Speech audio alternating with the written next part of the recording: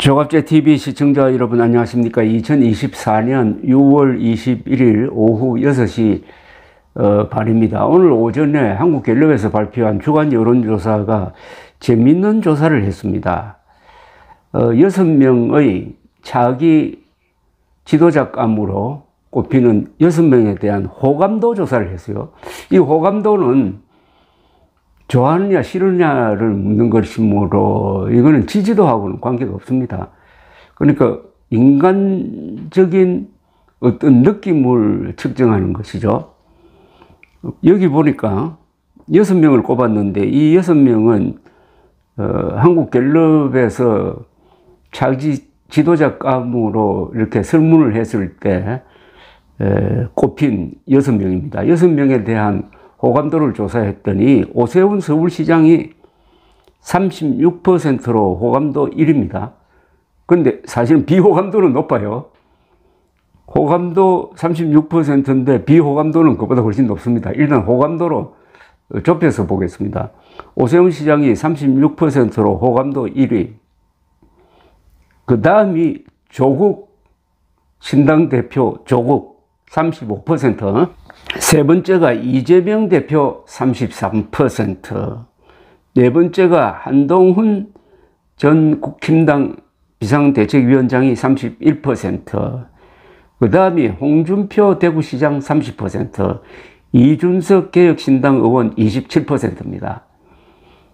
오세훈 호감도 1위 36%.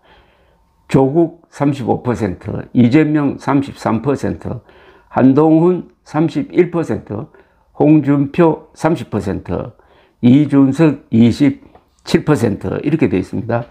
보수층에서는 오세훈, 한동훈 두 사람에게 호감도를 가진 사람이 가장 많았고 진보층에서는 조국, 이재명 두 사람에 대한 호감도가 높았습니다.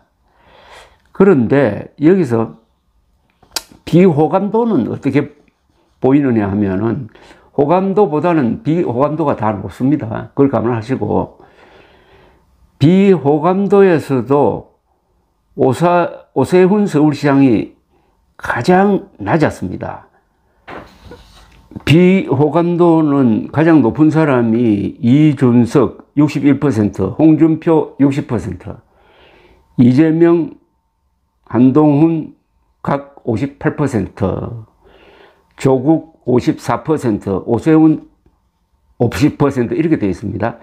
그냥 뭐 비슷비슷한데 오세훈 시장에 대한 비호감도가 50%로 가장 낮고 호감도는 36%로 가장 높다는 게 상당히 주목할 바가 있습니다. 그러니까 어떻게 보면 오세훈 시장이 두루두루 어떤 무난한 인상을 주고 있다. 뭐 그렇게 볼지 모르겠습니다. 자, 그건 그렇고 또 흥미로운 게 하나 있었어요.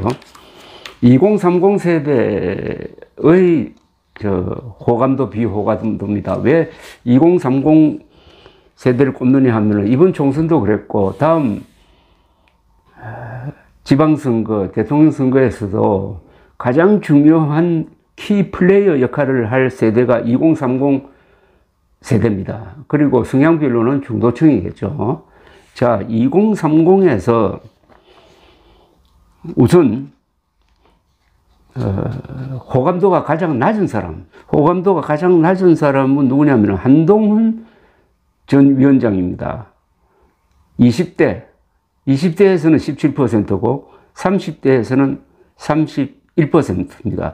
2030이 가장 싫어하는 사람이 윤석열 대통령이 아닌가 생각되는데 윤석열과 한동훈이 이미지적으로 겹치고 검사 출신이라는 것하고 관계가 있는 것 아니냐 하는 생각이 우선 하나 듭니다. 자, 그 다음에 2030 세대가 그 다음에 좋아하는 사람이 누구냐? 현재로는 가장 좋아하는 사람은 홍준표 대구시장으로 나옵니다. 20대에서 41% 호감도입니다. 30대에서 41%.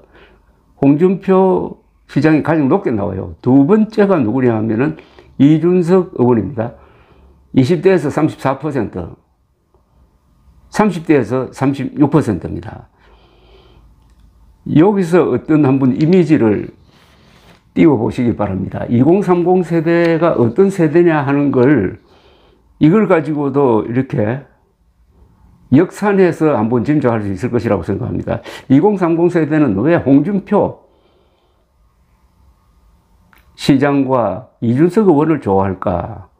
근데 이준석, 홍준표 다른 점이 더 많은 것 같은데 왜 좋아할까? 2030 세대. 제 생각은 첫째, 두 사람이 개성이 강합니다. 그리고 말과 글이 좋습니다. 두 사람이 솔직하게 보입니다. 그리고 이준석, 홍준표 좀 돌출적으로 보입니다. 때로는 독불장군처럼 보입니다. 그리고 이준석, 홍준표 공격적입니다. 그런데 논리가 있어요. 이준석, 홍준표, 이준석은 사가지 없다고 그러고 그런 욕을 많이 먹고 있고, 홍준표 의원도 너무 말이, 글이 너무 격하다는 평을 받고 있으나 그게 2030 세대에는 먹히고 있다 하는 것을 짐작하게 합니다. 그런데 이 2030 세대가 이념적 이렇게 잣대를 들이대면은 오히려 보수적이에요. 2030 세대의 행동 윤리 중에 가장 중요한 게 공정한 경쟁입니다. 공정한 경쟁. 이 자유시장 경제에서, 자본주의 세상에서 살려면은 경쟁은 불가피하다. 그러나 그것은 공정해야 한다. 공정한 경쟁에 대한 열망이 있습니다. 근데 이준석을 매개로 해가지고 2022년 대통령 선거 때 2030 세대가 놀랍게도 윤석열 후보 지지로 확 몰렸습니다. 이재명 후보와 거의 비슷했습니다. 과거에는 2030이 거의 압도적으로 소위 진보 후보를 지지했는데 거의 비슷하게 나오도록 만든 것은 역시 이준석의 이 세대 포위론, 2030과 5, 6, 70이 손잡고 가운데 있는 40대 또는 50대를 고립시킨다 하는 전략이 맞아 떨어졌고, 여가부 폐지라든지 등을 통해서 특히 2030 중에서 남자들의 압도적인 지지를 끌어낸 게 윤석열 대통령의 승리의 원인이었는데, 당선되자마자 대통령직에 취임하자마자 또 지방선거에서 이준석 대표가 이끌어가지고 국민의힘이 압승하자마자 이준석 대표를 몰아내는 걸 보고 2030이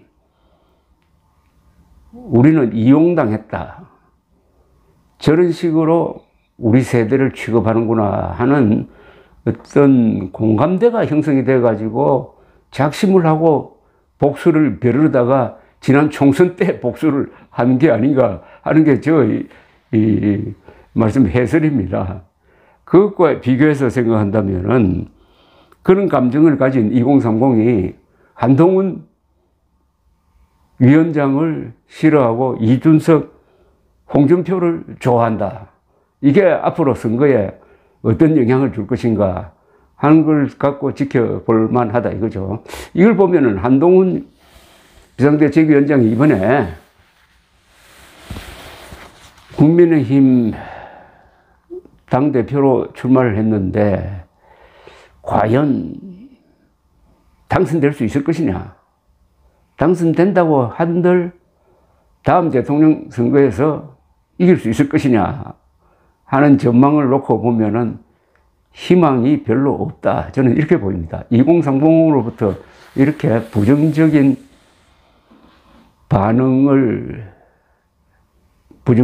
즉 비호감이 높은 사람이 과연 대통령에 당선될 수 있느냐, 저는 어렵다고 봅니다. 어쨌든 이 2030 세대는 다행히 왼쪽으로 가지 않았습니다. 그 왼쪽으로 가지 않는데 역할을 한 사람이 저는 이준석 의원이라고 생각합니다. 이준석 의원과 2030이 어떤 감성적으로 또는 이론적으로 착 맞아 떨어져 가지고 2030이 왼쪽으로 가는 것을 막고 있다. 윤석열에 반발했지만은 왼쪽으로 가서 이재명, 조국 이쪽으로 기우는 것을 막고 있는 게 이준석의 개혁신당이 아니냐. 그런 점에서 보수의 구명정 역할을 하고 있는 것 아니냐 하는 게 이번 이 여론조사에서도 감지됩니다. 2030을 주목해야 됩니다. 2030은 전 세대를 통틀어 IT 기술이 가장 발전했고 공정성에 대한 열망이 가장 강하다. 그러면서 보수의 기치를 버리지 않고 있다. 개혁신당의 경우 그렇습니다. 그런 점에서 소중한 자산이라고 생각을 합니다. 2030마저 4050을 따라서 왼쪽으로 가버리면 한국은 어떻게 되겠습니까? 감사합니다.